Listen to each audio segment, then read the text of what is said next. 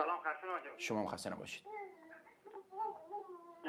خانم سوال استاد گرامی، ما در میخوان با قرآن، یعنی حالت با نوار کاست قرآن گوش میدن.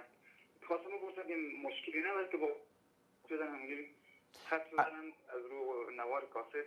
اگر بتونن بخونن خودشون به مراتب بهتره، ولی اگر در شرایطی هستن که نمیتونن بخونن، مثلا سواد ندارن، نمیدونن، بلد نیستن، بر دلیل خب طبعا دیگه آخرین مرحله اینه که قرآن گوش بده انسان. این چیز خوبیه. نه سوال زیادی ندارم، ولی خب با از رو نوار همینجوری گوش میدن. خب منم پاسخ دادم برادر عزیز. درست هست، خط میبرن. خب پاسخ دادم که درسته برادر عزیز.